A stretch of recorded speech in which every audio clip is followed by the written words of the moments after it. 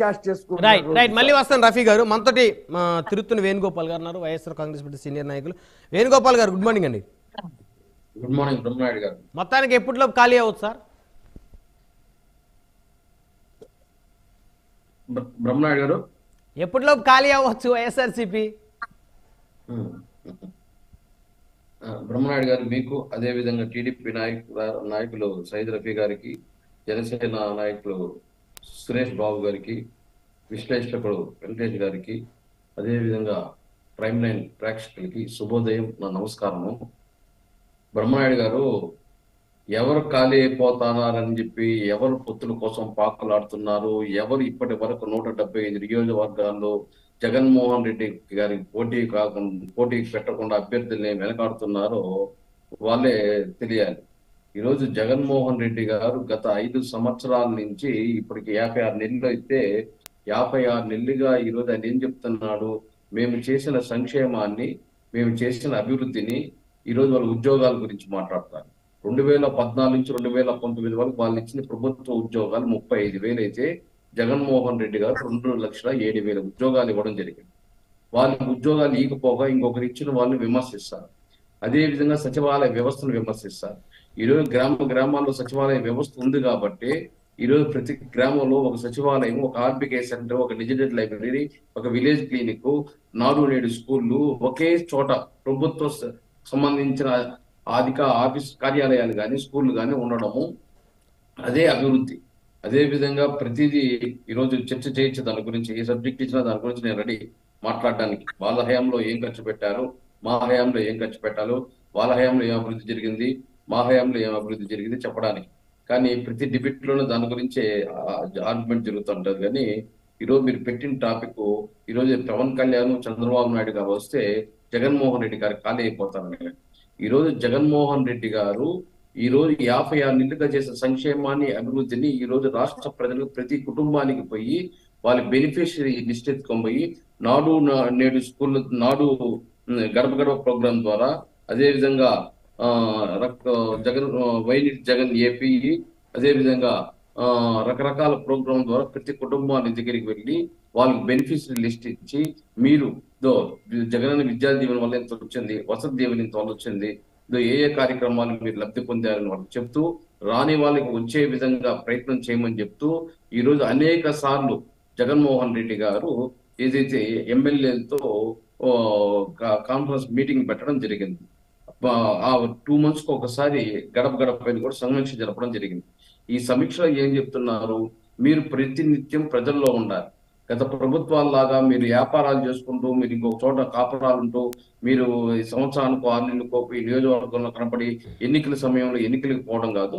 ప్రతి రోజు మీరు ప్రజల్లో ఉండే వాళ్ళకే నేను టికెట్ ఇస్తాను, అట్లా ప్రజల్లో లేని వాళ్ళకి నేను టికెట్లు ఇవ్వాలని ఎప్పుడో చెప్తూ వస్తున్నారు. జగన్మోహన్ 2 సంవత్సరాలు చెప్తూనే వస్తున్నారు గడప సమీక్షా సమావేశాలు. అదే విధంగా ఈరోజు జగన్మోహన్ రెడ్డి గారు 175కు 175 ఫస్ట్ 18 2012 ఏం పెట్టుకున్న టార్గెట్ 18 పెట్టుకుంటే 17 వచ్చింది. అదే విధంగా 2014లో ఏం చేశాడు?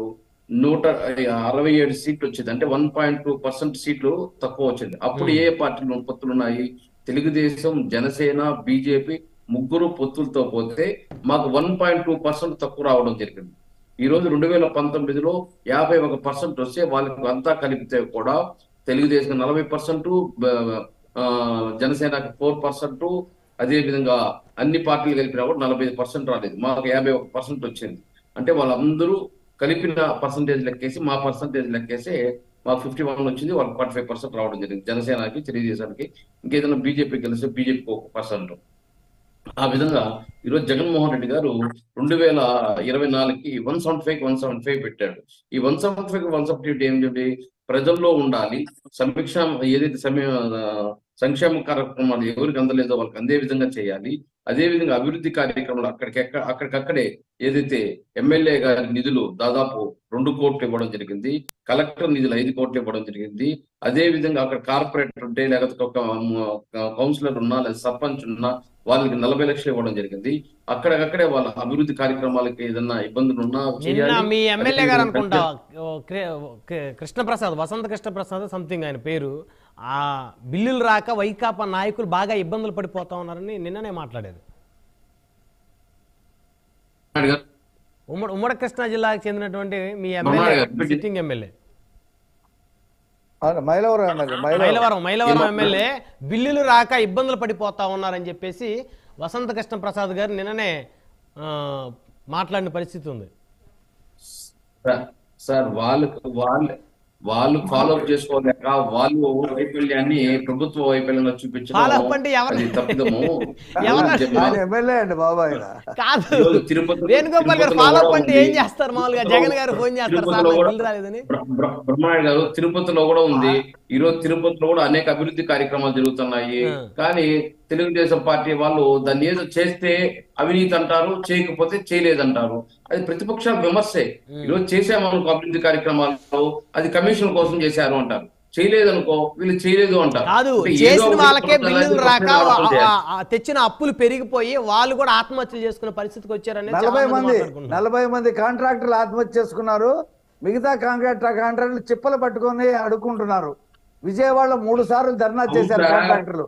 చంద్రబాబు నాయుడు గారు 2019 ఎన్నికల్లో ఏదైతే కాంట్రాక్టులకు వేయాల్సిన బిల్లులు పసుపు కుంకానికి మళ్లీ చేస్తే దాదాపు 40,000 కోట్ల దాకా జగన్మోహన్ రెడ్డి గారు వచ్చినాక దాన్ని చెల్లించడం జరిగింది. వీళ్ళలాగా వాళ్ళు మాట్లాడేటప్పుడు మాట్లాడలేదు బ్రహ్మనాయుడు గారు, లేదు వాళ్ళు వాళ్ళు మాట్లాడలేదు రఫీ. మీరు ఇందాక మాట అన్నారు వేణుగోపాల్ గారు, వాళ్ళు ఫాలో అప్ చేసుకోలేదని. ఫాలో అప్ చేస్తారు, ఆయన ఎమ్మెల్యే సార్, సిట్టింగ్ ఎమ్మెల్యే, అధికార పార్టీ ఎమ్మెల్యే. ఫాలో అప్ చేసుకోలేదని ఆయనకే బిల్లులు రాలేదంటే అందరూ 175 నియోజకవర్గాల్లో యాక్టివ్ గా ఉంటే జగన్మోహన్ రెడ్డి గారు మార్చాల్సిన అవసరం ఎందుకు వస్తుంది? 175 నియోజకవర్గాల్లో అభ్యర్థులు యాక్టివ్ గా ఉంటే మరి మార్చాల్సిన అవసరం ఎందుకు వస్తుంది? యాక్టివ్ లేని చోట ఈరోజు మారుస్తున్నారు. మార్చిన ఎమ్మెల్యేలు అందరూ పనికిరానట్టేనా? ఖచ్చితంగా యాక్టివ్ గా లేదని అర్థం. ఈ రోజు సర్వేల్లో వాళ్ళకి మైనస్ వస్తుంది కాబట్టి అక్కడ వేరే వాళ్ళు ఎవరైతే ప్లస్ వస్తుందో వాళ్ళని అక్కడ పెట్టి ఈ రోజు 175 కొట్టాలనేది జగన్మోహన్ రెడ్డి గారి ఉద్దేశం. ఇప్పుడు జగన్మోహన్ రెడ్డి గారి మీద కూడా చాలా మందికి వ్యతిరేకత ఉంది. మరి జగన్మోహన్ రెడ్డి గారు మారుస్తారా? బ్రహ్మనాయుడు గారు నేను క్వశ్చన్ చేస్తాను. ఈ రోజు జగన్మోహన్ రెడ్డి గారు 175 నియోజకవర్గాలు ఆయన పార్టీ తరఫున అభ్యర్థులు పెడుతున్నారు. వేరే పార్టీ నుంచి తీసుకొచ్చి రావడం లేదు కదా. మరి చంద్రబాబు నాయుడు గారికి తెలుగుదేశం పార్టీ అభ్యర్థుల పైన నమ్మకం లేదా? జనసేనాని బీజేపీని పిలిపించుకుంటున్నాడు. తెలుగుదేశం పార్టీ చంద్రబాబు నాయుడు గారికి ఆయన పార్టీ పైన ఆయన అభ్యర్థుల పైన నమ్మకం లేకైనా ఈరోజు జనసేన పార్టీని, అదే విధంగా బీజేపీ పార్టీనో లేదా కాంగ్రెస్ పార్టీనో కమ్యూనిస్ట్ పార్టీ అభ్యర్థులు పెడుతున్నాడు. ఇప్పుడు వేణుగోపాల్ గారు అలా మాట్లాడుకోవాల్సి వస్తే వైఎస్ఆర్సీపీలో ఉన్న వాళ్ళు 70% కాంగ్రెస్ నుంచి ఉన్న వాళ్ళు, కొత్త వాళ్ళు మీరు తయారు చేయాలి. 10% అందులో అబ్బాయి చౌదరి గారు కానీ లేకపోతే చంద్రబాబు నాయుడు కూడా కాంగ్రెస్ పార్టీ నుంచే వచ్చాడు. బ్రహ్మనాయుడు గారు అది ఎప్పుడో 40-50 సంవత్సరాల క్రితం అండి పార్టీ నుంచే వచ్చాడు. ఇక్కడ మనం ఏం చెప్పాలి? మేము 175 నియోజకవర్గాలు ఒకే కండుకు పైన అభ్యర్థులు పెడుతున్నాం. వీళ్ళలాగా 10 రాజకీయ పార్టీ నుంచి అభ్యర్థులు పెట్టలేదు కదా. అంటే తెలుగుదేశం పార్టీ అభ్యర్థుల పైన కానీ తెలుగుదేశం పార్టీ పైన నమ్మకం లేదా జగన్మోహన్ రెడ్డి గారిని ఓడిస్తామని? అందుకేనా వాళ్ళు కమ్యూనిస్టులు, కాంగ్రెస్, బీజేపీలు ఇవన్నీ కలుపుకొని వస్తున్నారు. ఒక్క నిమిషం వేణుగోపాల్ గారు ఒక్క నిమిషం ఆగండి. ఒక్క నిమిషం, చిన్న ప్రశ్న వేణుగోపాల్ గారు విజయవాడ పార్లమెంట్ లో వైఎస్ఆర్సీపీ విజయవాడ పార్లమెంట్ ఎలాగైనా గెలవాలని దాదాపు పార్టీ పెట్టిన దగ్గర నుంచి ప్రయత్నం చేసింది, అవ్వలేదు. చివరికి తెలుగుదేశం పార్టీ ఎంపీ కేసీఆర్ నాని గారిని 24 గంటలు కూడా కాదనుకుంటా, 20 నుంచి 24 గంటల మధ్యలోనే మరి ఆయన ఎప్పుడు పార్టీలోకి తీసుకున్నారు, ఎప్పుడు కండవా వేశారు, ఎప్పుడు అసలు టికెట్ అనౌన్స్ చేస్తారు ఎంపీగా. అంటే మీ పార్టీలో వైఎస్ఆర్ పార్టీలో విజయవాడ పార్లమెంట్ గెలిచేటువంటి స్థాయి శక్తి ఉన్నటువంటి వ్యక్తే లేడు. ఇక పరుష భాషలో చెప్పాలంటే అంత దమ్మున్నోడే లేడు. కాబట్టి తెలుగుదేశం ఎంపీ పనికిరాడనే కదా ఆయన టికెట్ అయింది. చంద్రబాబు నాయుడు గారికి పనికిరాడనే కదా ఆయన టికెట్ అయింది. ఆయన దగ్గర పనికిరాని వ్యక్తి మీ దగ్గర పనికొస్తాడు. ఇప్పుడు చంద్రబాబు నాయుడు పనికిరాడన్నాడు, మాకు పనికొచ్చాడు, ప్రజల్లో ఉన్నాడు ఆ మనిషి.